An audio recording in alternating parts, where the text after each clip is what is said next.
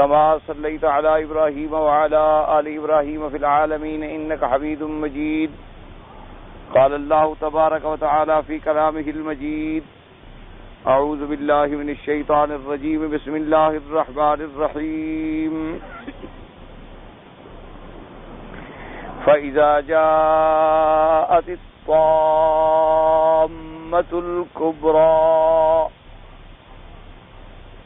يوم يتذكر الإنسان ما سعى وبرزت الجحيم لمن يرى فأما من طغى وآثر الحياة الدنيا فإن الجحيم هي المأوى وأما من خاف مقام ربه ونهى النفس عن الهوى فإن الجنة هي المأوى. يسألونك عن الساعة أيان مرساها فيما أنت من ذكراها إلى ربك منتهاها إنما أنت منذر من يخشاها كأنهم يوم يرونها لم يلبثوا إلا عشية أو ضحاها. اللہ تبارک و تعالی نے قرآن مقدس میں سورۃ النازعات کی ان آخری آیات مبارکہ میں ارشاد فرمایا: فَإِذَا جَاءَتِ الطَّامَّةُ الْكُبْرَى. جیسے کہ آپ نے الحمدللہ پہلے پڑھا ہے کہ اس سورۃ مبارک کا مرکزی مضمون بھی اس بات قیامت اور اس بات آخرت ہے، اور اس کی ابتدا جو تھی وہ بھی اسی بات سے تھی کہ اللہ تبارک و تعالی نے 5 چیزوں کی قسم کھا کے فرمایا، 5 صفات ملائکہ کی ذکر کر کے قسم کھا کے فرمایا، اور جواب قسم کیا تھا کہ لَتُبْعَثُنَّ، کہ تمہیں اٹھایا جائے گا اور قیامت ہوگی۔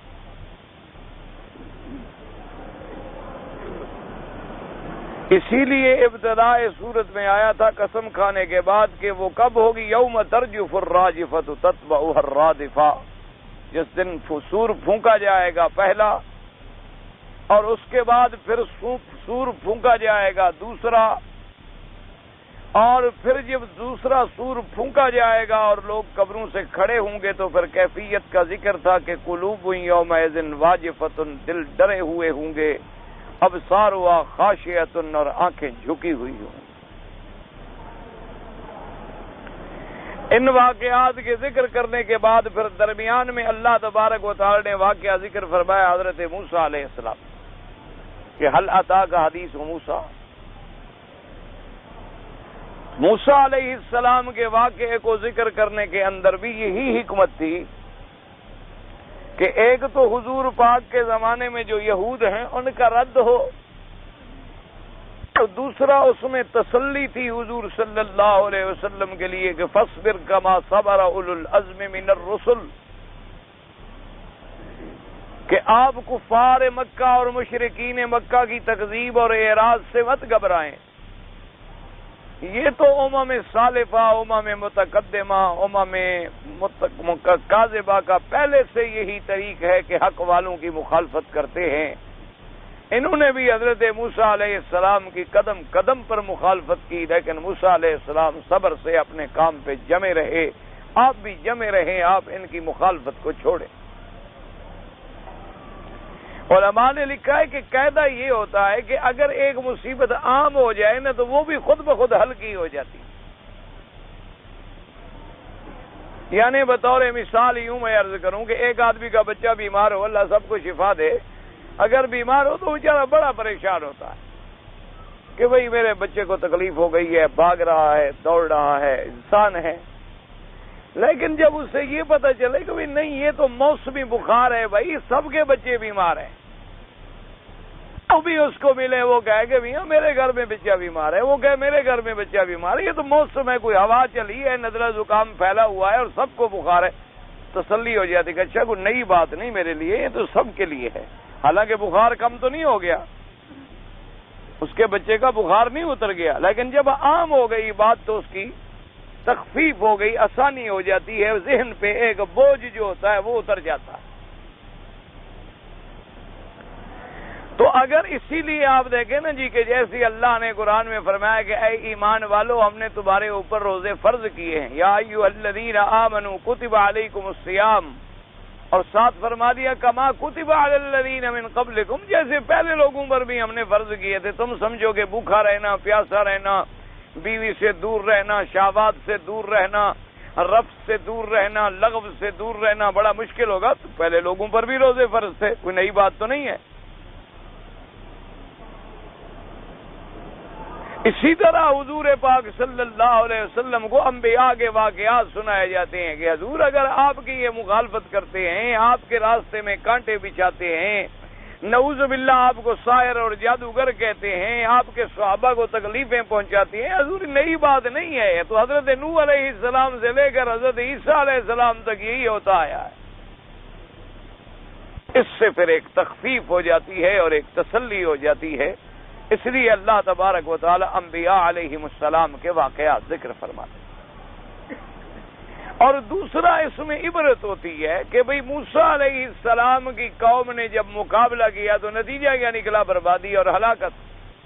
اگر حضور پاک صلی اللہ علیہ وسلم کی قوم بھی مقابلہ کرے گی تو انجام کیا ہوگا؟ ہلاکت اور بربادی، کیونکہ کامیابی تو صرف انہی کو ملتی ہے جو اللہ اور اللہ کے رسول کے فرمانبردار ہوتے ہیں، ان کو دنیا اور آخرت میں کامیابی ملتی ہے۔ انہیں اگر دنیا میں تکلیف بھی آ جائے تو اجر ہے، اور موت آ جائے اللہ کے راستے میں تو شہادت ہے، اور زندہ رہیں تو غازی ہیں، زندہ رہیں تو پھر بھی ان کے لیے فائدے ہیں۔ اس لیے اللہ تبارک و تعالی نے انبیاء علیہم السلام کے قصے بیان کیے۔ اور تیسری حکمت علماء نے یہ لکھی ہے کہ بھی اتنے کھلے دلائل کے بعد کہ اللہ نے آسمانوں کے دلائل ذکر کیے، زمینوں کے دلائل ذکر کیے، چاند تاروں کے دلائل ذکر کیے، جانوروں کے دلائل ذکر کیے، زمین سے نکلنے والی نباتات کے دلائل ذکر فرمائے، اور پھر انسان کے اپنے وجود کے دلائل ذکر فرمائے، اور پھر اس کے بعد اللہ نے قسم کھا لی یہ کیسی قوم ہے کہ پھر بھی نہیں مانتی؟ کوئی نہ ماننے کی بھی تو حد ہوتی ہے نا۔ ایک آدمی کہے کہ جناب آج جو ہے وہ یوم الاربعاء ہے، بدھ کا دن ہے، دوسرے کہے کہ نہیں نہیں آپ پورے ہو، کہ بھائی نہیں اللہ کے بندے دیکھو کل منگل تھا، کل فلاں تاریخ تھی، آج یہ تاریخ ہے۔ وہ کہے جی نہیں میری تصویر، بھائی یہ دیکھو ڈائری میں یوں لکھا ہوا ہے، یہ دیکھو اخبار پہ یوں لکھا ہوا ہے، اور یہ سارے آدمی بیٹھے ان سے پوچھ لو، پھر بھی وہ کہے تو عجیب بات ہوتی ہے نا، آدمی کو بڑی تکلیف ہوتی ہے۔ اللہ نے فرمایا کہ حضور آپ نہ گھبرائیں، یہ تو قومیں ایسی ہیں کہ موسیٰ علیہ السلام کے ساتھ معجزہ دیکھ کے دریا سے نکل گئی تو پھر بت کی عبادت شروع کر دی۔ یہ قومیں تو ایسی قومیں ہیں کہ انہوں نے موسیٰ علیہ السلام کے سامنے معجزات دیکھے، اپنی آنکھوں سے دیکھے کہ جادوگروں کے جادو ٹوٹ گئے، اور لاکھوں جادوگر سجدے میں گر گئے اور اللہ کے آگے ایمان و اسلام لے آئے۔ پھر موسیٰ علیہ السلام کا دشمن غرق ہو گیا، فرعون برباد ہو گیا، یہ خیریت سے دریا عبور کر گئے۔ چند دنوں کے لیے موسیٰ علیہ السلام جو باہر تشریف لے گئے، واپس آئے تو بچڑے کی عبادت کر رہے تھے، اور وہ بچڑے کی عبادت انہوں نے ایسے چھپا کے کی، ایسے چھپا کے رکھی نا جی، وہ چلتے چلتے وہی نسل ہمارے ہند میں بھی پہنچی، آج تک گائے کی پوجا ہوتی۔ اس کی ابتدا تو موسیٰ علیہ السلام کے زمانے سے ہو گئی، آج تک وہی گائے گاؤ ماتا اور فلاں اس کے تقدسات اور کہانیاں آج تک وہ بنتی چلی آ رہی۔ تو اس لیے اللہ تبارک و تعالی نے پھر درمیان میں انبیاء کا واقعہ ذکر فرمایا کہ هل اتاک حدیث موسیٰ اذ ناداہ ربہ بالواد المقدس طویٰ اذهب الى فرعون انہ طغی الى آخر الآیات۔ ان واقعات کو ذکر کرنے کے بعد پھر دلائل شروع ہو گئے دوبارہ کہ انتم اشد خلقا، کہ کیا تمہارا بنانا مشکل ہے یا آسمان؟ تم بڑے ہو کہ آسمان؟ تو جب آسمانوں کا بنانا اللہ کے لیے مشکل نہیں ہے تو تمہارا دوبارہ پیدا کرنا کون سا مشکل ہے؟ اللہ تبارک و تعالی نے اس پر پھر دلائل دی کہ اللہ نے دیکھو رات کو کیسے اندھیرا والا بنایا، دن کو دیکھو کیسے روشن اور چمکتا ہوا بنایا، اغطش لیلہا واخرج ضحاہا۔ اللہ تبارک و تعالی نے زمین کو کیسے بچھا دیا، پھر کیسے اس سے پانی نکالے، کیسے اس سے کھیتیاں اگائیں، اور ان ساری نعمتوں کو بنایا کس کے لیے؟ متاع لکم، تمہارے نفع اٹھانے کے لیے، اور ولانعامکم، اور تمہارے مویشیوں کے۔ تو اس میں اشارہ ہوا کہ اے میرے بندے کبھی غور تو کرو کہ یہ ساری کائنات اللہ نے تیرے لیے سجا دی۔ یہ ساری کائنات جو ہے اللہ تبارک و تعالی نے تیرے لیے بنا دی، تجھے تیرے لیے تسخیر کر دی۔ زمین تیرے لیے، فضائیں تیرے لیے، ہوائیں تیرے لیے، آسمان تیرے لیے، چاند سورج تیرے لیے، معقولات و مشروبات تیرے لیے، مطعومات تیرے لیے، نباتات و معدنیات و جمادات تیرے لیے، سب تیری خدمت میں لگے ہوئے ہیں کہ تو صرف اپنے اللہ کی عبادت کر۔ صرف میں متاع لکم، تمہارے نفع اٹھانے کے لیے، ولانعامکم، اور تمہارے مویشیوں کے لیے، اور وہ مویشی پھر تمہارے لیے، والخیل والبغال والحمیر لترکبوها وزینہ ویخلق ما لا تعلمون، یہ سب تیرے لیے۔ والذی خلق لکم ما فی الارض جمیعا، سب کچھ زمین میں ہے تیرے لیے، اور تجھے کیوں پیدا کیا؟ وما خلقت الجن والانس الا لیعبدون، تجھے پیدا کیا صرف اپنی عبادت کے لیے۔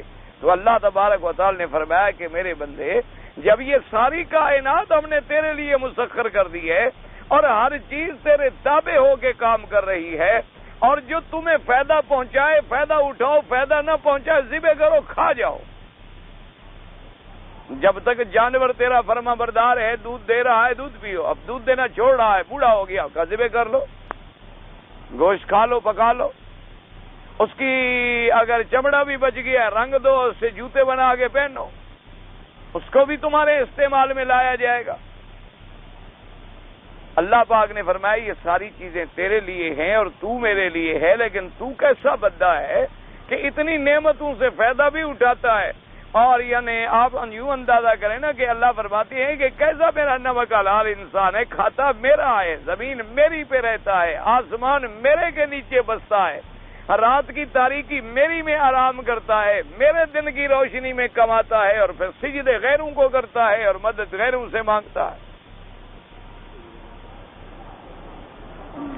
ان سارے دلائل کو ذکر کرنے کے بعد چونکہ موضوع اصلی جو تھا، مرکزی مضمون جو تھا وہ قیامت تھا، تو پھر اللہ کے قرآن کی آخر جو تھی وہ اپنے اصل کی طرف رجوع ہو گیا، یعنی آیات کا جو ابتداء صورت میں تھا وہ انتہاء صورت میں آیا، جو اول صورت میں تھا وہ انتہاء صورت میں آیا، تاکہ اول سورہ اور آخر سورہ جو ہے انتہائی آپس میں مربوط ہے، اور اس میں ایک نظم ہے، ایک ربط ہے، اور ایک ایسا جوڑ ہے کہ جیسے موتی جڑے ہوئے ہوتے ہیں کسی ہار میں۔ تو اس لیے ابتدا میں والنازعات غرقا سے کیا تھا؟ یوم ترجف الراجفہ تتبعها الرادفہ۔ اب آخر میں کیا؟ فَإِذَا جَاءَتِ الطَّامَّةُ الْكُبْرَى، پھر وہی موضوع آ گیا قیامت، وہی جو اول صورت میں تھا۔ اس لیے اب دیکھیں کیسے اللہ کا قرآن کیسے مربوط ہے، اس کے اندر کیسا ربط ہے، اور کتنی حسین نظم ہے، کتنی حسین ترتیب ہے کہ موضوع اصلی سے ادھر ادھر سوال ہی پیدا نہیں ہوتا، چونکہ اللہ کا کلام ہے۔ فرمایا فَإِذَا جَاءَتِ الطَّامَّةُ الْكُبْرَى، کہ جب وہ آئے گی، طامہ سے کیا مراد ہے؟ قیامت۔ طامہ سے مراد جو ہے وہ قیامت ہے۔ اللہ تبارک و تعالی نے قیامت کے کئی اسماء ذکر فرمائے ہیں قرآن پاک۔ قرآن مقدس کی آیات مبارکہ پہ نظر دوڑائیں تو کہیں لفظ آئے گا قیامہ کا، اور کہیں لفظ آئے گا الساعہ کا، اور کہیں لفظ آئے گا القارعہ کا، اور کہیں لفظ آئے گا الطامہ، اور کہیں لفظ آئے گا الصاخہ۔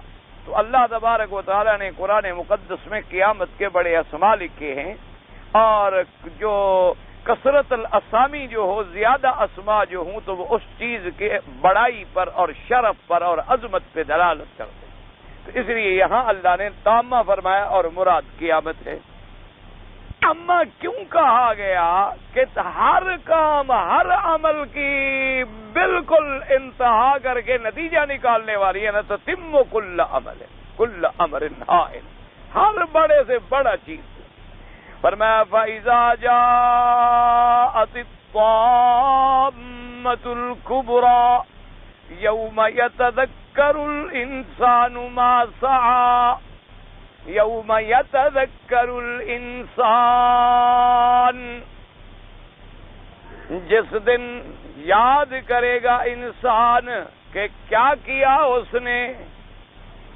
انسان سے یہاں جن سے انسان مراد ہے کہ ہر آدمی جو ہے وہ قیامت والے دن اپنے اعمال کو یاد کرے گا، اعمال خیر ہوں یا اعمال شر ہوں، وہ اس کو یاد آئیں گے، میں نے یہ کیا، میں نے یہ کیا، میں نے یہ کیا، میں نے یہ کیا۔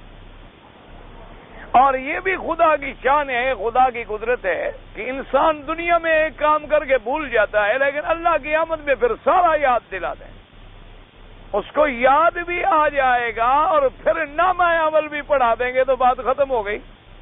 پہلے اس کو خود اپنے اعمال بھی یاد آ گئے، اور یہ قاعدہ ہوتا ہے، اللہ تبارک و تعالی معاف فرمائے، کہ مجرم جب جرم کرتا ہے نا جی تو بھول جاتا، لیکن اگر وہی مجرم پھر پکڑا جائے اور جرم کی سزائیں اس کو ملیں تو پھر اس کو ایک ایک بات کر کے یاد آتی، ہاں میں نے فلاں بات بھی کی تھی، میں نے فلاں غلطی بھی کی تھی، میں نے فلاں غلطی بھی کی تھی، پھر سارے جرم یاد آتے ہیں۔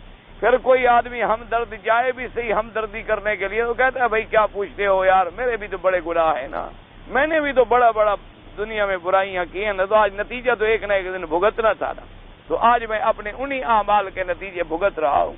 تو اس کے سامنے پوری جیسے ایک فلم چل رہی ہو، اس کے سامنے پھر اپنی زندگی کے اعمال کی پوری ایک فلم دماغ میں چل رہی ہوتی ہے، کیونکہ قاعدہ یہ ہے کہ آدمی کی ہر چیز لاشعور میں جا کر، جیسے آپ کسی چیز کو کمپیوٹر میں فیڈ کر دیتے ہیں تو اللہ نے دماغ میں ایک رکھا ہوا،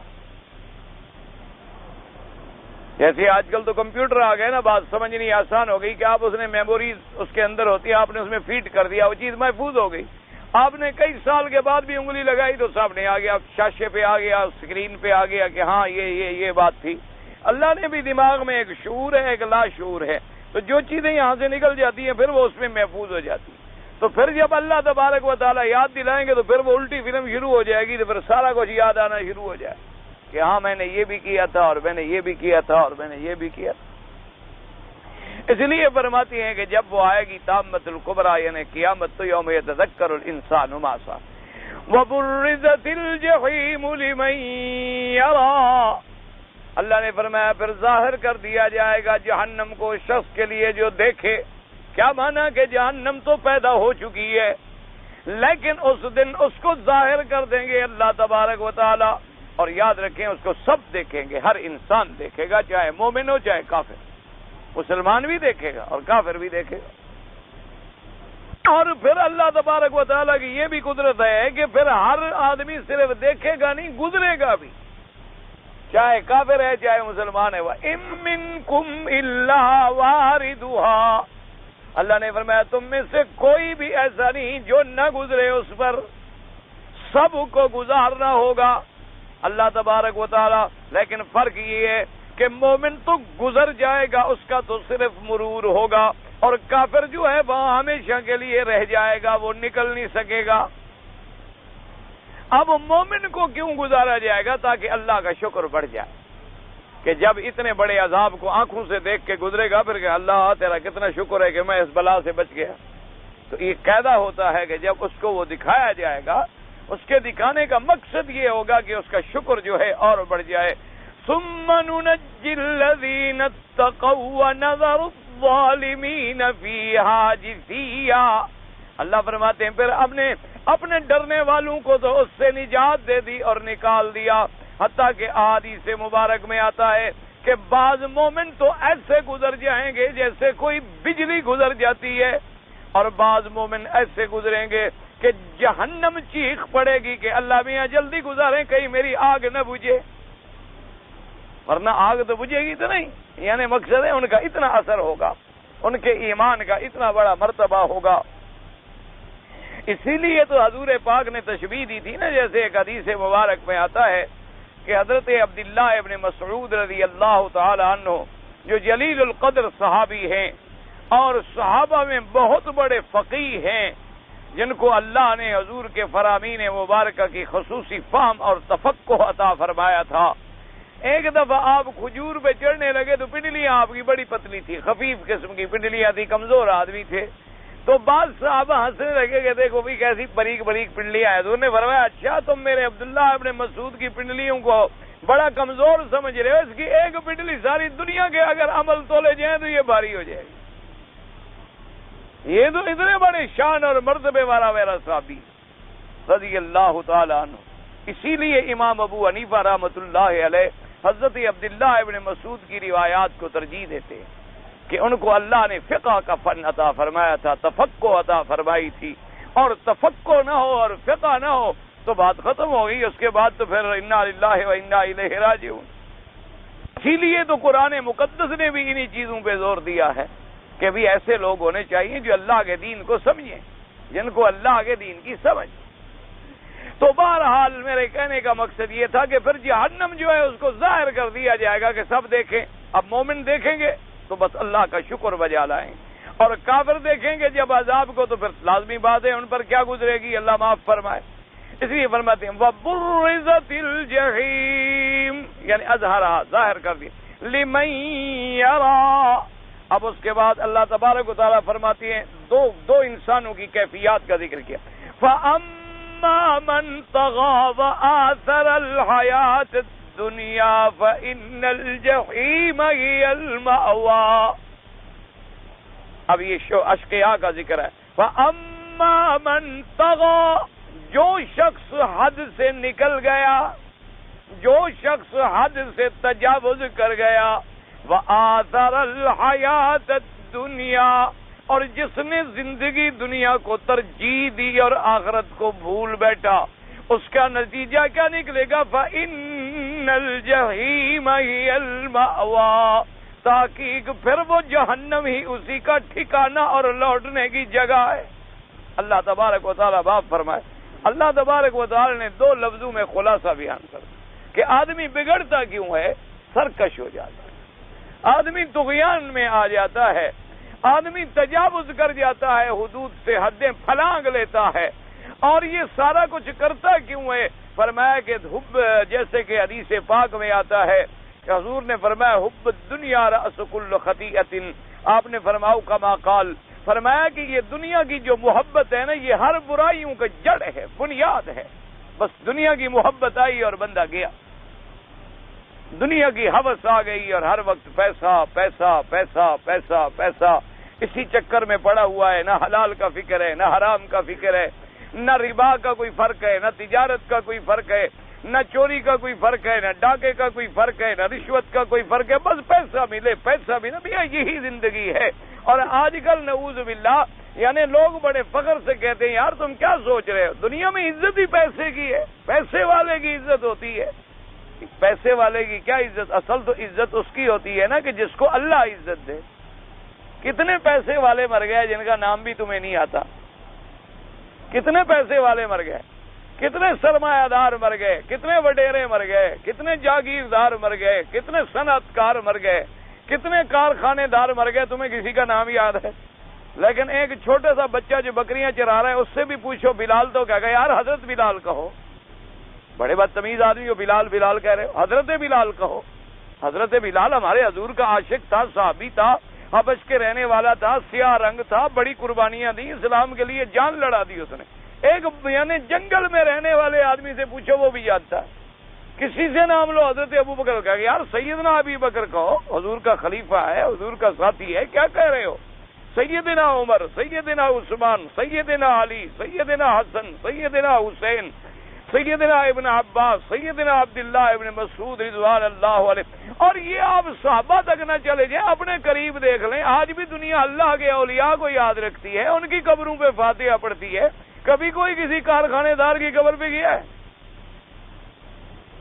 آپ نے دیکھا ہے کبھی کسی کو کہ کسی وڈیرے؟ وہی جائیں گے مزدور جو تنخواہ والے، ان کو بھی اگلے پکڑ کے لے جاتے ہیں سالگرہ والے دن۔ ڈنڈے سے کہ بھی آج چھٹی بھی دیں گے تمہیں، تنخواہ بھی دیں گے، اور ذرا چلو قبر پر، اور قبر پہ جانا ہے ذرا لوگوں کو دکھائیں گے چلو بھئی ہم اس کی قبر پہ جاتے ہیں۔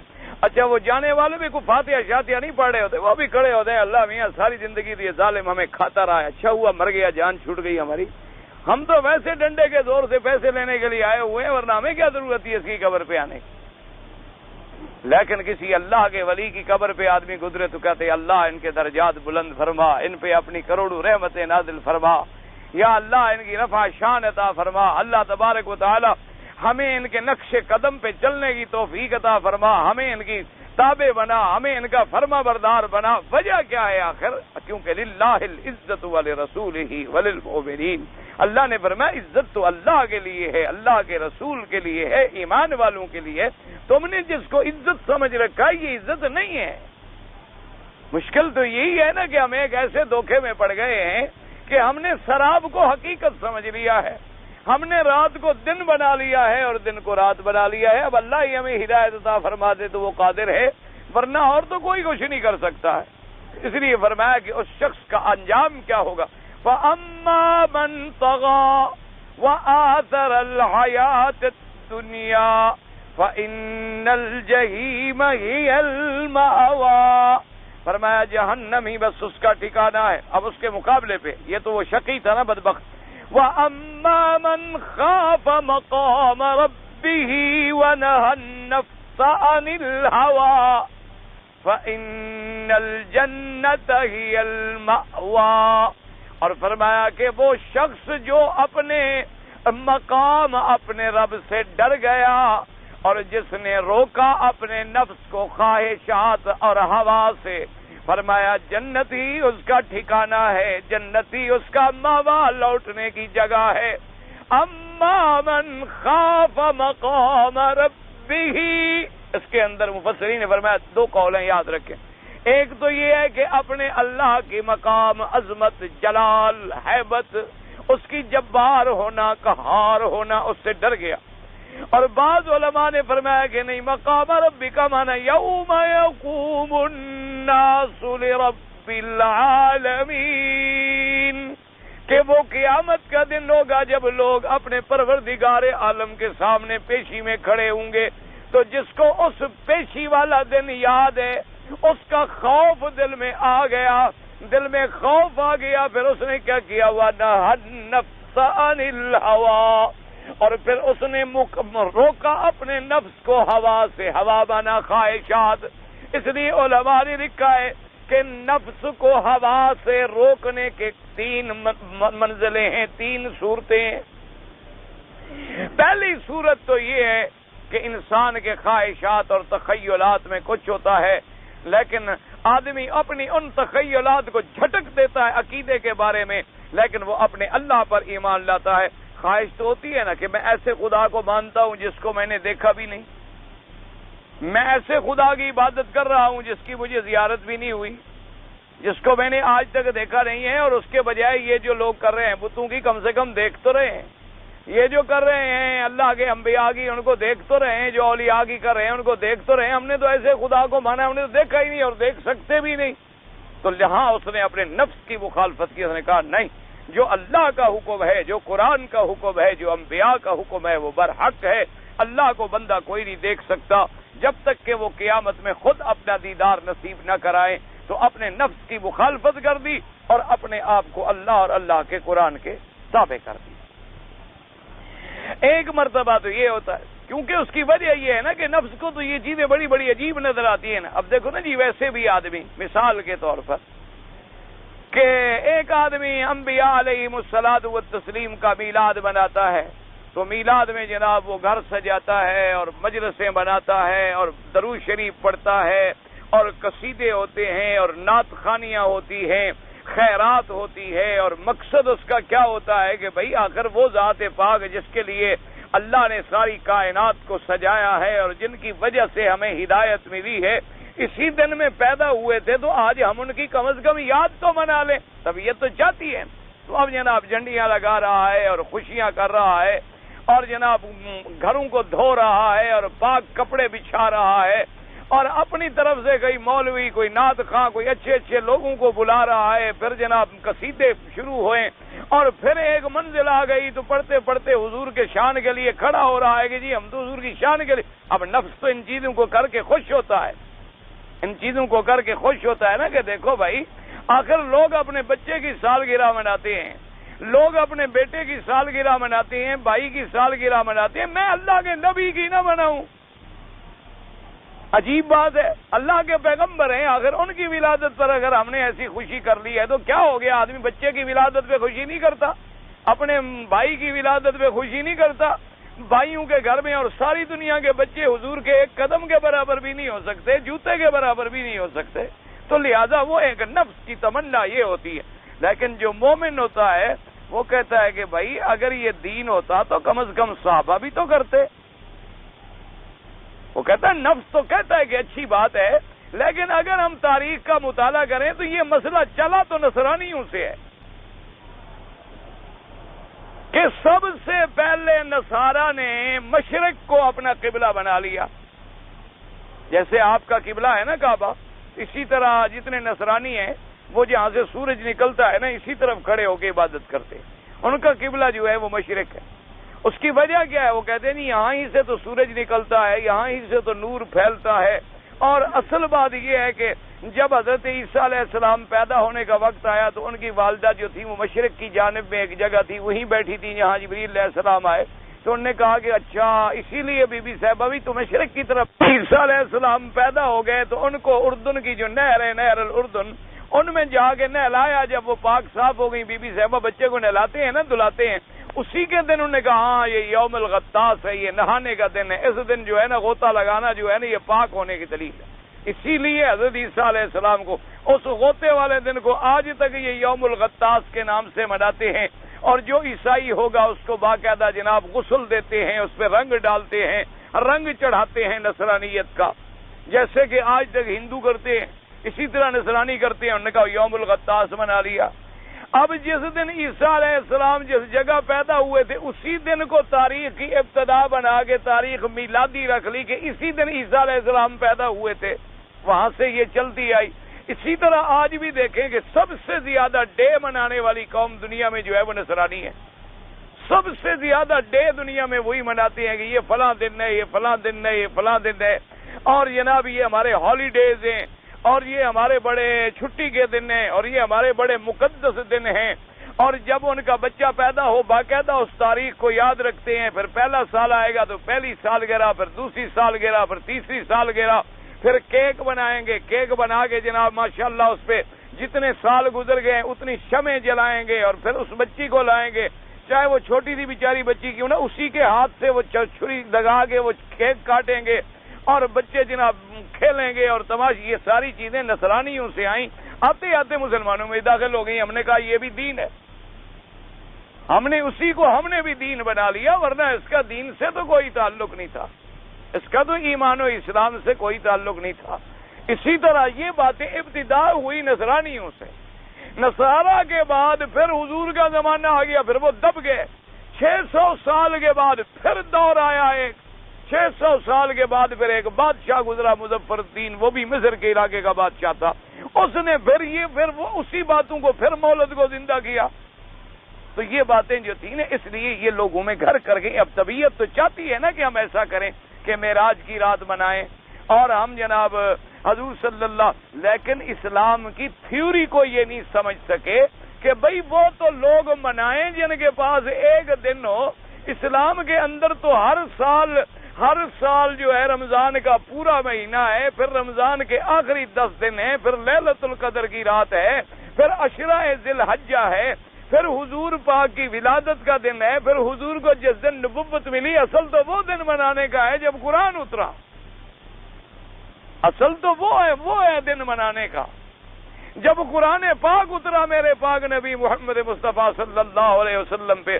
پھر حضور کی ہجرت کا دن ہے، پھر حضور کا مدینے پہنچنے کا دن ہے، پھر جنگ بدر غزوہ اسلام کا سب سے پہلا دن ہے، پھر غزوہ احد ہے. تو ہم تو پھر دن نہیں مناتے رہے نا، روزے نمازیں کتابیں علم تو ہم چھوڑ دیں. پھر ہم تو پھر صرف اسی تاریخ منانے میں ہی رہ جائیں کہ روزانہ ہمارا ایک ڈے بنے گا، روزانہ ہمارا ایک دن بنے گا. اور جو قومیں انہی باتوں پہ رہتی ہیں بس بات ختم ہوگی، پھر مذہب انہی مجموعے کا نام بن جاتا ہے، عمل ختم ہو جاتا ہے اندر سے۔ اسلام کہتا ہے نہ دن نہ مناؤ، اس عمل کو باقی رکھو کہ بی بی ام اسماعیل نے اگر دوڑا تھا تو ہم نے صفا مروہ میں اس دوڑنے کو باقی رکھا ہے کہ تمہیں ان کی جد و جہد یاد آئے، کہ دیکھیں کہ ماں اپنے بچے کے لیے پریشان ہے اور کیسے دوڑ رہی ہے، اور تم سمجھو کہ جب نبی کی ماں کے ہاتھ میں کچھ نہیں ہے تو تیرے پیروں کے ہاتھ میں کیا ہے؟ وہ اپنے بچوں کے لیے پانی کے لیے دوڑ رہی، اور نبی کی ماں ہے، نبی کی بیوی ہے، خامد ابراہیم الخلیل ہے اور بیٹا اسماعیل ہے، ایک پیغمبر کی بیوی ہے اور ایک پیغمبر کی ماں ہے، لیکن پہاڑوں پہ پھر رہی ہے بیچاری کہ کوئی پانی نظر آئے، کوئی جانور نظر آئے، بچہ تڑپ رہا۔ اللہ نے فرمایا اس عمل کو یاد رکھو، اس جد جہد کو یاد رکھو، یہ نہیں کہ وہی تاریخ پوچھ کے اس دن تم بی بی ام اسماعیل کا آپ جناب پیدائش کی سالگرہ منانی شروع کر دو کہ بی بی صاحبہ کب پیدا ہوئی تھی اور وہ کس دن واقعہ ہوا تھا نا۔ اس عمل کو اسلام باقی رکھتا ہے کہ حضرت ابراہیم الخلیل نے بیٹے کی قربانی دی، قربانی کو باقی رکھا قیامت تک۔ حضرت ابراہیم نے شیطان کو پتھر مارے، وہ پتھر مارنے کو باقی رکھا قیامت تک کہ عملی زندگی باقی رکھو۔ اگر تمہیں میرے مدنی سے محبت ہے تو حضور کی لائی ہوئی نماز قائم رکھو، حضور کا لایا ہوا دین قائم رکھو، حضور کی لائی ہوئی شریعت پہ عمل کرو تاکہ تمہیں نجات ملے اور کامیابی ملے، کہ جو کام میرے مدنی پاک نے سمجھایا ہے اس کو مضبوطی سے پکڑ۔ حضور پاک نے فرمایا 5 نمازیں ہیں اللہ نے فرض کی ہیں، پڑھو۔ حضور نے فرمایا مہینہ رمضان کا روزہ رکھنا ہے، حاضر۔ حضور پاک نے فرمایا زندگی میں امیر آدمی حج کرنا ہے، حاضر۔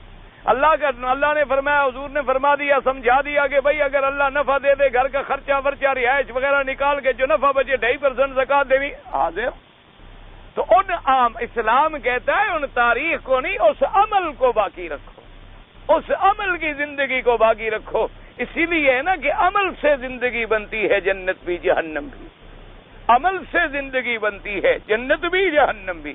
یہ خاکی اپنی فطرت میں نہ نوری ہے نہ ناری ہے، یہ کوئی ناری نہیں کہ اکڑتا رہے، نہ نوری ہے کہ بخشا ہوا ہو، یہ تو خاکی بندہ ہے۔ کوئی عمل کرے گا تو ترقی ملے گی، ورنہ تو خاک ہے۔ عمل کرے گا تو یہ بلندیوں پہ پہنچے گا، ورنہ تو یہ تو نیچے گرنے والی چیز سے بنایا گیا۔ اس لیے اللہ تبارک و تعالیٰ نے ہمیں ہدایت دی ہے کہ انبیاء، اب دیکھیں ایک آدمی جب نماز کے لیے آئے گا وضو کرے گا، بسم اللہ الرحمن الرحیم، اب وضو کر رہا ہے تو جناب اللہ کے قرآن کی ابتدا کر رہا، اب جناب اس کے بعد چہرہ تو دعائیں مانگ رہا ہے، فارغ ہو گیا دعائیں مانگ رہا ہے، اب مسجد کے لیے چل پڑا، ذکر کر رہا ہے، مسجد میں قدم رکھا، بسم اللہ والصلاۃ والسلام علی رسول اللہ، اللہ کے پیغمبر پہ صلاۃ و سلام بھیج رہا ہے، اللہ سے دعائیں مانگ رہا ہے۔ تو جو آدمی دن میں 5 دفعہ حضور پاک پہ صلاۃ و سلام بھیجے، مسجد میں آتے ہوئے، مسجد سے نکلتے ہوئے، نماز میں، فرض میں، تہجد میں، اشراق میں، اوابین میں، رکعت میں، نوافل میں، اور ایک آدمی سال میں صرف ایک دن شمع جلا لے اور جھنڈیاں لگا لے، تو خود فیصلہ کر لیں، وہ تو نفس کا تقاضا ہے۔ اور جو آدمی نفس کی مخالفت کرتا ہے کہ عقیدے میں اسی طرح چلتا ہے جو اللہ کا حکم ہے، جو نفس نے کہا وہ نہیں مانتا، یہ نفس جب تک نہ مرے آدمی اس کی مخالفت نہ کرے اس وقت تک کامیابی بھی نہیں ہو۔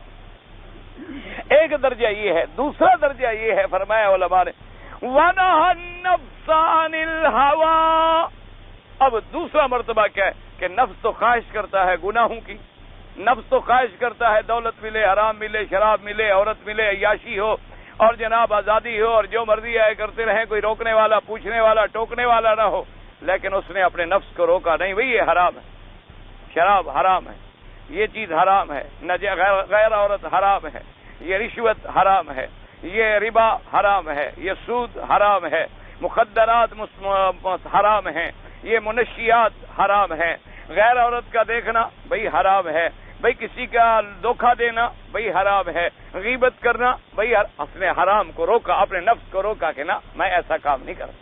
انہوں نے کہا یہ دوسرا مرتبہ، اور تیسرا مرتبہ یہ انہوں نے فرمایا کہ ہر چھوٹے بڑے گناہ سے اپنے آپ کو روک لیا، ہر وقت بس ہے اللہ کے فکر میں لگا، یہ اللہ کا ذکر ہے، یہ اللہ کا فکر ہے، کہ زبان پر ہے تو اللہ کا ذکر ہے، اعمال ہیں تو اللہ کی عبادت پہ ہیں، ہر وقت اپنے آپ کو اللہ کی یاد میں رکھا ہوا ہے۔ انہوں نے کہا یہ مراتب ہیں، مدارج ہیں، وَنَهَى النَّفْسَ عَنِ الْهَوَىٰ، اور جس نے اپنے، اسی لیے میرے پاک نبی کا فرمان ہے، حضور صلی اللہ علیہ وسلم کا فرمان ہے، فرمایا لا یؤمن احدکم حتی یکون ہواہ تبعا لما جئت بہ او کما قال، فرمایا تم میں سے کوئی بندہ ایمان والا نہیں بن سکتا جب تک وہ اپنی خواہشات کو میرے تابع نہ کر دے، جو میں حکم لایا ہوں وہ میرے حکم پہ چلے، اپنی خواہش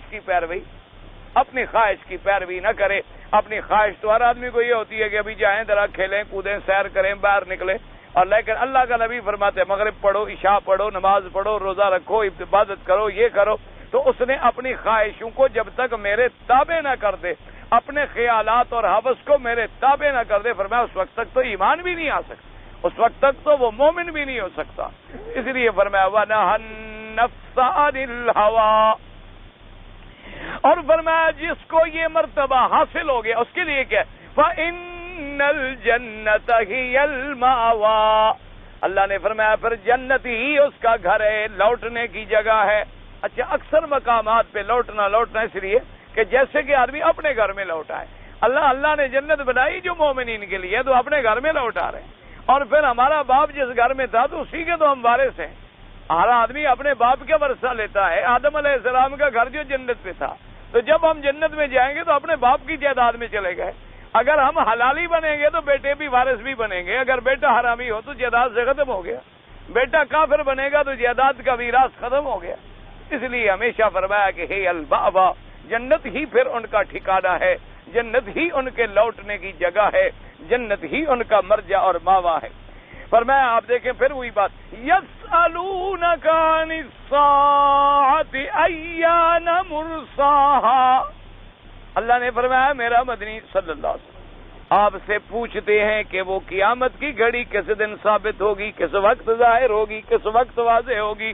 حضور آپ سے پوچھتے ہیں، یہ کافر سوال کرتے ہیں کہ وہ قیامت جس کے بارے میں آپ کہتے ہیں ساعہ قیامت آئے گی، وہ کب ہوگی، کس وقت ہوگی، آپ ذرا بتائیں۔ فرمایا فیما انت من ذکراہا، میرا مدنی بلا اس بارے میں آپ کو کیا پتا، یہ تو اللہ کے علم میں ہے، یہ خبر تو ہم نے آپ کو بھی نہیں دی۔ ایک ہے یاد رکھیں قیامت کا آنا، یہ تو حق ہے کہ قیامت آئے گی، قیامت ہوگی، قیامت برحق ہے، قیامت کے علامات ہیں، یہ تو اللہ نے خبر دی، پورے قرآن بھرا ہوا ہے، فرامین رسول پاک صلی اللہ علیہ وسلم بھرے۔ ایک ہے کہ قیامت کب ہوگی، کس دن ہوگی، کتنے عرصے کے بعد ہوگی، یہ اللہ نے کسی کو علم نہیں دیا۔ ان اللہ عنده علم الساعہ، اللہ ہی کے پاس ہی ہے قیامت کی گھڑی کا علم، اللہ نے یہ علم جو ہے وہ کسی کو بھی عطا نہیں فرمایا۔ اچھا، خدا کی قدرت ہے، یہ بھی اللہ کی رحمت ہے کہ اللہ نے علم نہیں دیا، اگر علم ہو تو ہم تو مر جاتے، ویسے ہی مر جاتے۔ کسی آدمی کو پتہ لگ جائے نا کہ تمہاری 10 دن کے بعد سزائے موت ہے، پھر دیکھو اس کا کیا حال ہوتا۔ جب آدمی کو اللہ معاف فرمائے کوٹھی لگ جاتی ہے، بلیک وارنٹ نکل آتے ہیں، اس پہ دستخط ہو جاتے ہیں، ڈیٹ اور ٹائم فکس ہو جاتا ہے، اور اس کو اطلاع دے دی جاتی ہے کہ جناب اب آپ کی اپیلیں شپیلیں سب ختم ہو گئی ہیں، اب تو بس آپ نے فلاں دن فلاں وقت جو ہے بس آپ نے سزائے موت بھگتنی ہے، تو پھر اس کے لیے آپ دنیا کی جو بھی نعمتیں لے جائیں، وہ کہتے ہیں یار چھوڑو، کیا نعمتیں، کیا کھانا ہے، کیا، ہم نے تو 10 دن بعد مر جانا ہے، ہم نے 10 دن کے بعد پھانسی پہ چڑھ۔ یہ بھی اللہ کی حکمت ہے کہ اللہ نے ہم سے چھپا لیا، اگر ہر آدمی کو پتا ہوتا تو زندگی ختم ہو جاتی۔ اللہ نے موت کا وقت کسی کو نہیں بتلایا کہ آدمی خوش ہے، بچوں میں خیریت سے بیٹھا، پتہ نہیں میں نے ابھی مر جانا ہے۔ اگر پتہ ہو تو ایک دن بھی آدمی نہ جی سکے، پتہ ہو تو ایک دن بھی قدم نہ اٹھا سکے۔ اللہ نے جو علم نہیں دیے ہیں تو اس میں بھی اللہ کی حکمت ہے۔ اس لیے فرمایا یسألونک عن الساعۃ ایان مرساہا فیما انت من ذکراہا الی ربک منتہاہا، فرمایا میرا مدنی فیما انت، آپ کو کیا خبر اس بات کی، جو خبر اللہ نے نہیں دی ہے تو پیغمبر کو بھی پتا نہیں ہے۔ یاد رکھو، جب تک اللہ خبر نہ دے انبیاء کو بھی علم غیب نہیں ہوتا۔ علم غیب صرف اتنا جو اللہ نے ظاہر کر دیا، جو اللہ نے ظاہر نہیں فرمایا وہ انبیاء بھی نہیں جانتے، وہ اولیاء بھی نہیں جانتے، وہ اللہ کے رسول بھی نہیں جانتے۔ ان چیزوں میں یہ قیامت کا علم ہے جس کو اللہ نے کسی کو نہیں دیا۔ اس لیے حضور پاک نے فرمایا خمس لا يعلمهن الا اللہ، حضور پاک کا فرمان ہے، میرے آقا سرکار مدینہ کا، اللہ کے کروڑوں صلاۃ و سلام حضور پاک کی ذات مبارک پر. آپ نے فرمایا 5 چیزیں ہیں جن کا علم اللہ نے کسی کو نہیں، اور 5 چیزوں میں یہ قیامت بھی ہے. اللہ نے اس کا علم جو ہے وہ بھی کسی کو نہیں. اس لیے فرمایا الی ربک منتہا، اس چیز کی انتہا اور اس علم کی انتہا تو تیرے رب کے پاس ہے اور کسی کو پتہ نہیں. اسی کو پتہ ہے کہ قیامت کب ہوگی. بس آپ تو اتنی فرما دیں. فرمایا انما انت منذر من یخشاہا. فرمایا میرا مدنی صلی اللہ علیہ وسلم انما حسر کا کلمہ ہے کہ آپ تو ڈرانے والے ہیں. میں نے آپ کو ڈرانے کے لیے بھیجا ہے، کوئی قیامت کی تاریخ بتانے کے لیے نہیں بھیجا. انما انت منذر، آپ ڈرانے والے ہیں. لیکن کس کو؟ من یخشاہا، اس کو جو اللہ سے ڈرنے والا ہے. آپ تو صرف ڈرانے کے لیے بھیجے گئے. اس لیے اللہ نے فرمایا ہم نے پیغمبر کیوں بھیجے؟ رسلا مبشرین ومنذرین، ہم نے رسول بھیجے بشارت دینے کے لیے کہ اچھے عمل کرو گے تو جنت ملے گی، منذرین بھیڑے عمل کرو گے تو ڈرائیں گے جہنم ملے گی. جیسے فرمایا انا ارسلناک شاہدا ومبشرا ونذیرا. اللہ نے فرمایا ہم نے آپ کو بھیجا بشارت دینے والا، ڈرانے والا. وَإِن مِّنْ أُمَّةٍ إِلَّا خَلَا فِيهَا نَذِيرٌ، ہر امت میں ہم نے ایک ڈرانے والا بھیجا. اللہ نے فرمایا میرا مدنی آپ تو ڈرانے والے ہیں اس کو، لیکن جو ڈرے، جو نہیں ڈرے گا تو پھر تیاری کر لے اپنی اگلی سزا کے لیے. اور فرمایا كَأَنَّهُمْ يَوْمَ يَرَوْنَهَا لَمْ يَلْبَسُوا إِلَّا عَشِيَّةً أَوْ ضُحَاهَا. اور اللہ نے فرمایا میرا مدنی صلی اللہ علیہ وسلم آج جو انکار کرتے ہیں قیامت کا، جس دن یہ قیامت کو دیکھیں گے، قیامت ہو جائے گی، پھر ان کو ایسے معلوم ہوگا کہ ہم تو دنیا میں نہیں رہے مگر تھوڑا سا دن کا پہلا حصہ یا آخری حصہ. پھر تو ایسے لگے گا ان کو یہ دنیا جو ہزاروں سال کی گزر گئی، کہیں گے اب تو کچھ ہی نہیں رہا، قیامت تو آ گئی. معلوم ایسے ہوگا کہ جیسے الا عشیۃ او ضحاہا، کہ جیسے دن چڑھ رہا ہے یا شام کا حصہ ہے، اتنی ان کو معلوم ہوگا، اس سے زیادہ تو ان کو معلوم بھی نہیں ہوگا. اب اسی کو مفسر رحمت اللہ علیہ فرماتی ہیں یقول تبارک و تعالی فاذا جاءت الطامۃ الکبریٰ وهو یوم القیامۃ قالہ ابن عباس. اس سے مراد طامۃ الکبریٰ سے کیا مراد ہے؟ قیامت کا دن ہے. جیسے کہ حضرت ابن عباس نے فرمایا سمیت بذلک لانھا تتم علی کل امر حائر مفضی، کہ کیوں فرمایا کہ جو ہر خطرناک، ہر ڈرانے والے امر کے اوپر غالب آ جائے گی. کما قال تعالی والساعۃ ادھیٰ وامر، کہ وہ قیامت کی گھڑی جو ہے بڑی دہشت والی اور بڑی خطرناک. فرمایا یوم یتذکر الانسان ما سعی، حینئذ یذکر ابن آدم جمیع عملی خیری و شرہ، کہ جس دن پھر بنی آدم اپنے عمل یاد کریں گے کہ ہم نے دنیا میں کیا بھلائی کی، کیا برائی کی. کما قال تبارک و تعالی یومئذ یتذکر الانسان وانى له الذکریٰ، کہ جس دن انسان یاد کریں گے لیکن پھر اس دن یاد کرنے کا کیا فائدہ، نصیحت پکڑنے کا کیا فائدہ. وبرزت الجحیم لمن یرى اظہرت للناظرین فرآها الناس عیانا، پھر جہنم کو کھول کے ظاہر کر دیا جائے گا تاکہ اپنے آنکھوں سے مشاہدہ کر لیں گے. وَأَمَّا مَنْ طَغَىٰ، اے تمرد ہوا، جس نے سرکشی کی اور جس نے تجاوز کیا. وَآثَرَ الْحَيَاةَ الدُّنْيَا قَدَّمَهَا عَلَىٰ أَمْرِ دِينِهِ وَأُخْرَىٰ، جس نے دنیا کو اپنی آخرت کے کاموں پہ ترجیح دی کہ دنیا کو مقدم رکھا، آخرت کو بھول بیٹھا. فَإِنَّ الْجَحِيمَ هِيَ الْمَأْوَىٰ فَإِنَّ مَصِيرَهُ إِلَى الْجَحِيمِ وَإِنَّ مَطْعَمَهُ مِنَ الزُّقُّومِ وَمَشْرَبُهُ مِنَ الْحَمِيمِ. اس کے لوٹنے کی جگہ جہنم ہوگی، اس کا کھانا درخت زقوم ہوگا اور اس کا پینا کھولتا ہوا جہنم کا پانی ہوگا. وَأَمَّا مَنْ خَافَ مَقَامَ رَبِّهِ وَنَهَى النَّفْسَ عَنِ الْهَوَىٰ أَيْ خَافَ الْقِيَامَ بَيْنَ يَدِ اللَّهِ عَزَّ وَجَلَّ، جو آدمی اس پیشی والے دن سے ڈر گیا، وَخَافَ حُکْمَ اللَّهِ فِيهِ، اللہ کے حکم سے ڈر گیا کہ اس دن اگر میں نے برا کیا تو جہنم ملے گی. وَنَهَى نَفْسَهُ عَنْ هَوَاهَا وَرَدَّهَا إِلَىٰ طَاعَةِ مَوْلَاهَا، اور جس نے اپنے نفس کو خواہشات سے روکا اور اپنے مولا کی طاعت میں لگا دیا. فَإِنَّ الْجَنَّةَ هِيَ الْمَأْوَىٰ، پھر جنت اس کا منقلب ہوگی، مسیر ہوگی. مرجعہ إِلَى الْجَنَّةِ الْفَيْحَىٰ، اسی کے لوٹنے کی جگہ ہوگی وہ اللہ کی وسیع جنت جس کے طول و عرض کو کوئی نہیں جانتا مگر اللہ.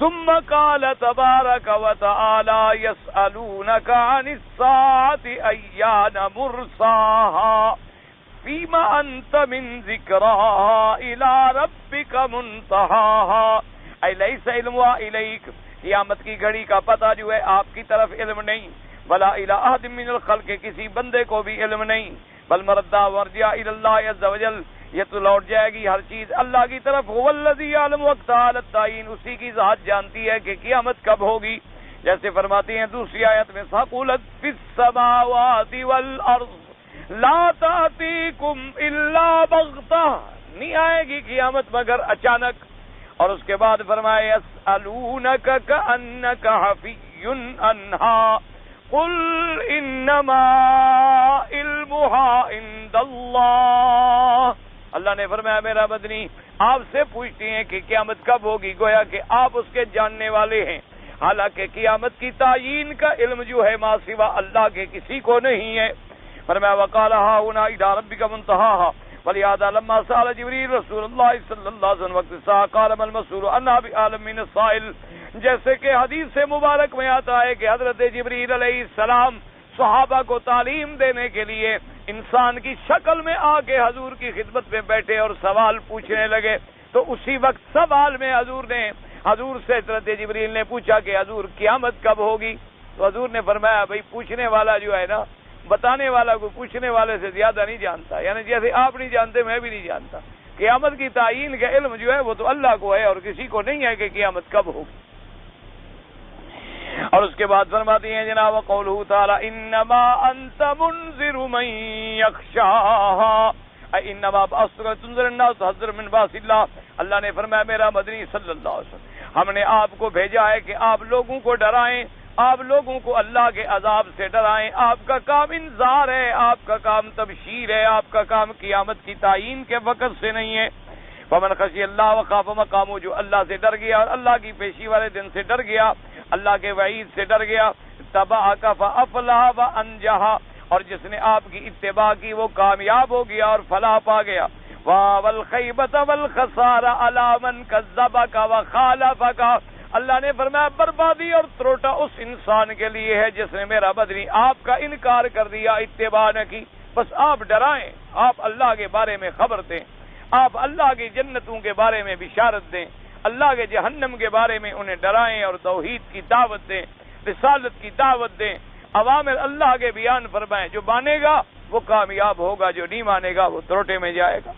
اس لیے فرماتی ہیں قولہ تبارک تعالیٰ کأنہم یوم یرونہا لم یلبثوا الا عشیۃ او ضحاہا، کہ آج جو پوچھنے والے ہیں جب قیامت ہوگی نا پھر ان کو پتہ چلے گا، کہیں گے ہائے ہم تو دنیا میں تھی تھوڑا سا وقت رہے ہیں۔ اذا قاموا من قبورہم الی المحشر، کہ جب قبروں سے ان کو کھڑا کیا جائے گا میدان حشر کی طرف، یستقصرون مدت الحیات الدنیا، یہ کہیں گے بھائی بڑی تھوڑا سا وقت گزارا، حتیٰ کان عندہم کانت عشیۃ من یوم او ضحیٰ من یوم، یعنی گویا کہ شام کا وقت جتنا ہوتا ہے یا گویا کہ پہلا وقت دن کا جتنا ہوتا ہے اتنی رہے بس سب، پھر تو سب کو یاد آ جائے گا۔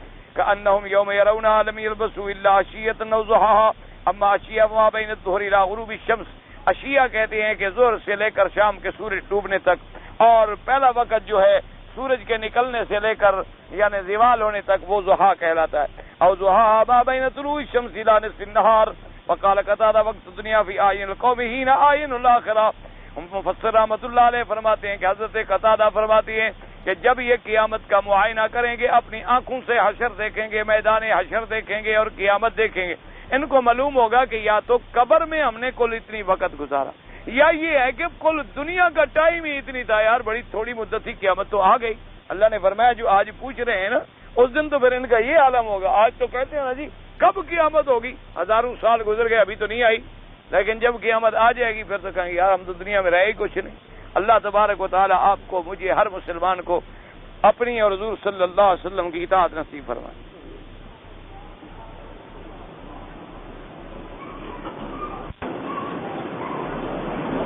کہتے ہیں جی کہ اورنگزیب بادشاہ گزرے ہیں رحمت اللہ علیہ، انہوں نے خواجہ غریب نواز کو سلام کیا تھا، تو لوگ کہتے ہیں کہ ان کی قبر سے آواز آئی تھی کہ بھی ٹھہرو ابھی سلام نہ کرو، تو میں ابھی مدینہ شریف سے نماز پڑھ کے آؤں گا، تو بھائی اب پہلے تو یہ دیکھیں کہ غریب نواز اللہ کی صفت ہے، کوئی بندہ غریب نواز ہو ہی نہیں سکتا. ایک بات یاد رکھیں، یہ صفات جو ہیں وہ اردو ترجمہ ہے، لیکن معنی یہ ہے کہ بندوں پہ غریبوں پہ رحم کرنے والا، نوازش کرنے والا، یہ صرف اللہ کی صفت ہے اور کسی بندے کی یہ صفت ہی نہیں ہوتی. پہلے تو یہ نام سمجھ لیں. دوسری بات یہ سمجھ لیں کہ آپ نے لوگوں سے سنا ہے، لوگوں سے تو یہ بھی سنا ہے آپ نے کہ سورج کا پوجا کرتے ہیں، لوگوں سے تو آپ نے یہ بھی سنا ہے کہ گاؤ خدا ہے، لوگوں سے تو آپ نے یہ بھی سنا ہے کہ آگ کے پجاری ہیں، لوگوں سے تو آپ نے یہ بھی سنا ہے کہ حضور صلی اللہ علیہ وسلم کو نہیں مانتے، لوگوں سے تو آپ نے یہ بھی سنا ہے کہ حدیث صحیح نہیں ہے، لوگوں سے تو آپ نے یہ بھی سنا ہے کہ حضرت ابو بکر عمر جو تھے انہوں نے حضور کی بیٹی کا میراث چھین لیا. یہ لوگوں سے سننا بھی کوئی دین ہوتا ہے کہ لوگوں سے میں نے سنا ہے اور لوگوں نے کہا ہے اور لوگوں نے لکھا ہے اور لوگوں سے سنا، یہ کوئی دین ہے؟ دین وہ ہوتا ہے جس پر اللہ کے قرآن کی گواہی ہو، اللہ کے نبی کے فرمان حدیث رسول کی گواہی ہو، صحابہ رضوان اللہ علیہم اجمعین کا اجماع ہو، ائمہ اربعہ کی کوئی تحقیق ہو، ائمہ محدثین رحمہم اللہ تعالی علیہم کا کوئی فیصلہ ہو. صرف تم نے لوگوں سے سنا ہے. اور پھر ایک وقت میں آپ اندازہ کریں کہ حضور تو فرماتے ہیں کہ آدمی مر گیا تو عمل ختم ہو گیا، اذا مات انقطع عملہ، اور جب عمل ہی ختم ہو گیا تو پھر مدینے جا کے نماز پڑھنے کی تکلیف کرنے کی ضرورت کیا تھی؟ ایک. دوسری بات یہ ہے، میں آپ سے مسئلہ پوچھتا ہوں، آپ کی محبت اور عقیدت کا کیا تعلق ہے؟ مدینہ افضل ہے کہ آپ کا ملک افضل ہے؟ آپ کا مذہب کیا ہے؟ نہ آپ لوگ مدینہ پاک کو اچھی جگہ سمجھتے ہیں یا اپنے ملک کو؟ تو جب حضرت خواجہ غریب نواز مدینہ نماز پڑھنے کے لیے جاتے ہیں وہیں کیوں نہیں بیٹھ گئے؟ واپس آنے کی ضرورت ہی کیا ہے؟ جب موت آ گئی تو بس اب تو وہاں بیٹھ جائیں. ہر آدمی کی تمنا ہوتی ہے کہ میری موت مدینے میں آئے، اور جن لوگوں کو اللہ نے اتنا بڑا مقام عطا فرما دیا کہ وہ مدینے جا کے نماز پڑھائیں. دوسری بات یہ ہے کہ مدینہ شریف تو جاتے ہوں گے نا حضور کے لیے، تو جب حضور ہر قبر میں آ جاتے ہیں تو خواجہ صاحب وہاں کیوں گئے؟ ایک بات کرو نا آخر. تو اس لیے یہ باتیں ایسی ہیں، بس ایسے لوگ لکھ دیتے ہیں. اللہ تبارک و تعالیٰ انہیں بھی ہدایت دے، اللہ ہمیں بھی ہدایت. موت آ گئی، عمل ختم ہو گیا. اللہ چاہے تو کسی کو اپنی قبر میں بھی نماز پڑھنے کی توفیق دے دے. اللہ تبارک و تعالیٰ چاہیں وہ قادر ہیں، اللہ کی قدرت کا انکار نہیں، جیسے موسیٰ علیہ السلام کے بارے میں آتے. لیکن اس کا مطلب یہ نہیں ہوتا کہ جب اللہ کے ولی چاہیں قبروں سے چلے جائیں اور جہاں مرضی ہے چلے جائیں، جہاں مرضی ہے واپس آ جائیں. یہ بات نہیں ہوتی. اسی کو مانا ہے حد سے نکلنا، کہ حد سے آدمی نکل جاتا ہے. اللہ نے ان کو کوئی زندگی دی ہے، وہ عالم برزخ کی حیات ہے جس کو ہم سمجھ ہی نہیں سکتے. اس عالم کو ہم نے دیکھا ہی نہیں. اس عالم کے بارے میں عالم غیب ہے ہمارے لیے. وہ جب وہ عالم غیب ہے تو ہم فیصلہ کیسے کریں؟ اللہ نے فرمایا شہداء زندہ ہیں، ہمارا ایمان ہے کہ شہداء زندہ ہیں. اللہ نے فرمایا اللہ کے ہاں ان کو رزق بھی دیا جاتا ہے، ہمارا ایمان ہے. لیکن وہ رزق کیسے دیا جاتا ہے؟ وہ رزق کیسے کھاتے ہیں؟ ان کے روح فائدہ اٹھاتے ہیں یا بدن فائدہ اٹھاتا ہے؟ ان کے روح اور رزق کھانے کے بعد ان کو پیاس بھی لگتی ہے یا نہیں لگتی؟ اس کے بعد جیسے دنیا میں آدمی کھانے پینے کے بعد حمام جانے کا محتاج ہوتا ہے، کیا وہ ہوتے ہیں یا نہیں ہوتے؟ وہ اللہ کے رزق کس نوعیت کے ہیں یہ باتیں اللہ جانتا ہے. ہمارا ایمان ہے کہ اللہ ان کو رزق دیتا ہے، وہ زندہ ہیں. اللہ نے فرمایا انہیں مردہ بھی نہ کہو، ہم نہیں کہتے. لیکن وہ ان کا تحقیق کیا ہے، تفصیل کیا ہے، کیفیات کیا ہے، وہ تو میرا اللہ جانتا ہے. اس لیے اس میں دخل نہیں دینا چاہیے. یہیں سے تو عقیدہ خراب ہوتا ہے نا کہ ایک پیر اگر مدینے جا سکتا ہے تو میری مدد کو بھی آ سکتا ہے. یہیں سے تو پھر آدمی کی تباہی ہوتی ہے ساری. اللہ تبارک و تعالی رحمت فرمائے اور ہدایت دے. ہمارے ملک میں نماز سے پہلے اذان کے بعد صلاۃ پڑھتے ہیں، پیچھے نماز پڑھی جاتی ہے. بھائی یہ اللہ کے بندے یہ بھی ایک بات یاد رکھیں کہ رواج ہے. حضور صلی اللہ علیہ وسلم کے زمانے میں اذان ہوتی، اذان کے بعد لوگ سنتیں پڑھتے، پھر تکبیر ہوتی اور نماز.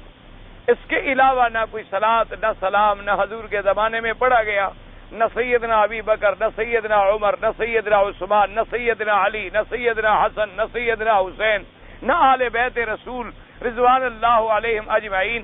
یہ بدعات ہیں جن کا اسلام سے اور دین سے کوئی تعلق نہیں ہے. یہ لوگوں نے رواج بنایا، اذان سے پہلے صلاۃ و سلام پڑھو، اذان کے بعد صلاۃ و سلام پڑھو۔ اب بعض لوگ نماز کے بعد شروع ہو جاتے ہیں، پھر صلاۃ و سلام پڑھو، نماز کے بعد تین دعائیں مانگو، کیونکہ بھئی بعض علماء دعا نہیں مانگتے کہ بھی ہاتھ اٹھانا نماز کے بعد ثابت نہیں حدیث میں، حضور نے دعا مانگی ہے لیکن بغیر ہاتھ اٹھائے ہوئے، اللہم انت السلام منک السلام وحینا بالسلام وادخلنا دار السلام بالسلام، اللہم لا مانع لما اعطیت ولا معطی لما منعت ولا راد لما قضیت ولا ينفع ذا الجد منک الجد۔ اچھا کبھی کبھی کسی نے ہاتھ اٹھا لیا کوئی بات نہیں، لیکن وہ ضد میں آ گئے کہ تم ایک دفعہ نہیں اٹھا ہم تین دفعہ اٹھائیں، یہ صرف ضد ہے، مقابلہ ہے، دین کوئی نہیں، یہ بدعات ہیں۔ اللہ تبارک و تعالیٰ انہیں بھی اور ہمیں بھی دین پہ چلنے کی توفیق، کیونکہ علماء حق نے کہا بھی صلاۃ و سلام اس طرح پڑھنا ثابت نہیں، انہوں نے کہا اچھا ہم تمہیں جلائیں گے، اذان سے پہلے بھی پڑھیں گے، اذان کے بعد بھی پڑھیں گے، نماز سے پہلے بھی پڑھیں گے، نماز کے بعد بھی پڑھیں گے، وہ بھی جلتے ہیں جلنے دیں بھائی، بس ضد ہے، کوئی مذہب جذب کوئی نہیں، کوئی دین شین کوئی نہیں، یہ تو ایک دوسرے کے خلاف ضد ہے۔ ورنہ جو آدمی مومن نہیں مان سکو نماز میں اس نے صلاۃ و سلام نہیں پڑھے، السلام علیکم ایھا النبی ورحمۃ اللہ سلام نہیں پڑھا، آگے درود نہیں پڑھا، اللہم صلی علی محمد وعلی آل محمد کما صلیت علی ابراہیم وعلی آل ابراہیم فی العالمین انک حمید مجید، تو جب نماز میں پڑھ چکا ہے تو بعد والے زیادہ بہتر ہیں کہ نماز والے زیادہ بہتر ہیں، لیکن وہ ایک ضد ہے، ایک ضد آ گئی ہے۔ اللہ تبارک و تعالی ہمیں ضد سے بچائے اور اللہ ہمیں حضور کا صحیح معنوں میں اتباع نصیب کرے۔ جی 14 شعبان کو شب قدر ہوتی ہے، کوئی ہوتی نہیں 14 شعبان کو، بابا 15 کی رات تو آپ نے پہلے سنی تھی، آپ نے 14 ہی بنا دی، یعنی 14 کا دن ہوگا 15 کی رات ہوگی، تو یہ کوئی قرآن حدیث میں ثابت نہیں ہے، ہوتی نہیں تو بات ختم ہوگی۔ ہمارے یہاں میلاد شریف ہوتا ہے، آپ کے ہاں کیا کیا نہیں ہوتا، آپ کے ہاں تو بیٹے کا بھی میلاد ہوتا ہے، نہیں ہوتا آپ کے ہاں بیٹے ہیپی وہ کیا کہتے ہیں برتھ ڈے ہوتا ہے کہ نہیں؟ تو بیٹے کا بھی ہوتا ہے، نبی کا بھی ہوتا ہے، کیا مطلب ہوا؟ تم توہین کر رہے ہو نبی کی کہ تعریف کر رہے ہو؟ یہ تو رسم و رواج ہے، اس کا کوئی تعلق نہیں دین اسلام سے۔ اپنے بچوں کا بھی مناتے ہو، نبی کا بھی مناتے ہو، تیرے بچے بھی اس مرتبے پہ پہنچ گئے، اگر یہ منانا شان ہے تو تیرے بچوں کا نہیں ہونا چاہیے، اور اگر تیرے بچوں کا منانا کوئی شان نہیں تو پھر نبی کا جو مناتے وہ بھی کوئی شان نہیں، وہ بھی رواج ہے، وہ بھی رواج ہے۔ سیدھی سی بات ہے، ایک فیصلہ کر لو، کوئی ایک بات تو کرو نا، اس کا بہرحال دین اسلام سے کوئی تعلق نہیں۔ یہ رسم جو ہے ابتداء نصارہ میں تھی، اس کے بعد جو ہے بعد میں حضور سے 6 صدیاں بعد 600 سال بعد جو ہے پھیلی۔ بہرحال اللہ ہمیں صحیح راستے پہ چلنے کی توفیق۔ ہمارے یہاں نماز کے بعد اجتماعی دعا ہوتی ہے، میں نے عرض کیا ہے کہ بھائی دعا مانگنا تو حضور سے بھی ثابت ہے، لیکن ہاتھ اٹھا کے جیسے ہمارے یہاں رواج ہے کہ امام دعا مانگے باقی سارے آمین کہیں، اس طرح حضور نے کسی نماز کے بعد نہیں مانگی، اور مختلف مقام پہ ہاتھ اٹھا کے دعا مانگنا بھی ثابت ہے، تو اس لیے بہتر یہ ہوتا ہے کہ کبھی آدمی دعا ہاتھ نہ اٹھائے، کبھی آدمی اٹھا لے، کبھی مانگے کبھی چھوڑ دے، تاکہ تمام حدیثوں پہ عمل ہوتا رہے۔